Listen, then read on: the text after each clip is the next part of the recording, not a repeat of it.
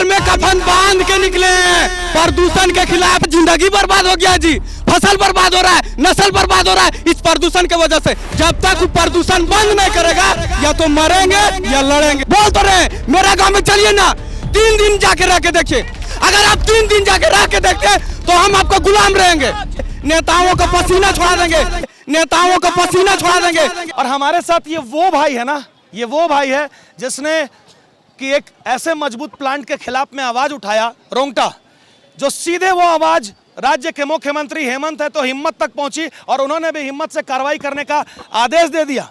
और आज इस आंदोलन में आप साथ में आ गए, क्या कहेंगे? देखिए, प्रदूषण हमने पहले भी बोला था कि क्योंकि प्रदूषण का मार से दुख दर्द और पीड़ा से हम खुद झेल रहे हैं, तो प्रदूषण का मार दुख दर्द से झेल रहे हैं तो दूसरा का दर्द समझते हैं, इसलिए आज हम इन लोगों का समर्थन देने यहाँ पहुंचे। क्या कहना चाहेंगे? इस तरह की जो प्रदूषण के मार को आपने वीडियो में दिखाया, बहुत वायरल हुआ, सीएम ने खुद संज्ञान लिया, इस मुद्दे पर क्या होना चाहिए? वहाँ के मुद्दे पर तो मैं आपको विस्तार से बाद में बात करूंगा, लेकिन यहाँ जो रामगढ़ जिला में खास करके पूरा प्रदूषण का मात्रा इतना ज़्यादा फैला दिया और शासन प्रशासन नेता सबको इस पर मौन है। कहीं ना कहीं लोगों पे सवाल खड़ा होता है, ये रामगढ़ शहर के बीचों बीच इस प्रकार से प्लांट है और स्थानीय नेता और प्रशासन चुप है। क्यों चुप है बताइए? उन लोगों पर सवाल बनना चाहिए। जब उन अधिकारियों पर सवाल बनता है कि बीच शहर में इस प्रकार से प्लांट उद्योग चल रहा है तो बड़ा सवाल उन लोगों पे खड़ा होता है कि चल कैसे रहा है।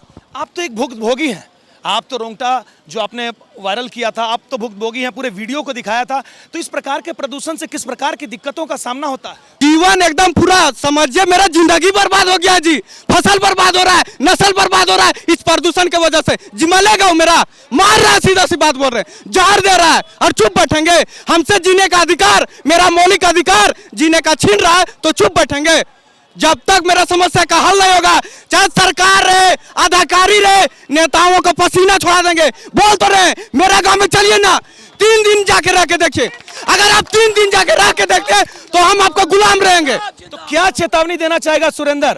ऐसा प्रदूषण जहाँ भी है उसको सीधा फैक्ट्री को सील करे और बंद करे, और बंद करने का कैपेसिटी नहीं है तो इसको हटाए और उखाड़ के फेंक दीजिए। जनता फिर अभी जनता निर्णय करेगी।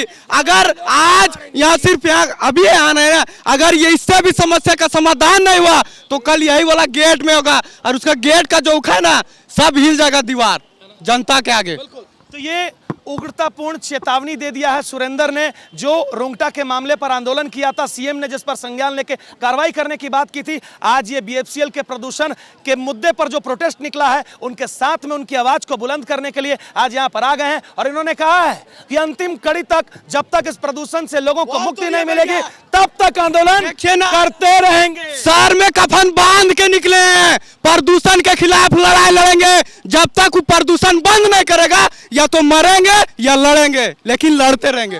सर में कफन बांध के निकले। बहुत तेवर में आवाज दो हम एक हैं, आवाज दो हम एक हैं। बहुत जबरदस्त आक्रोश है लोगों के अंदर में और इस मुद्दे को समझने की आवश्यकता है, जानने की आवश्यकता है। और अगर इस प्रकार की परिस्थिति हो रही है तो धन को छोड़ दें, पहले तन को लोगों का देखें।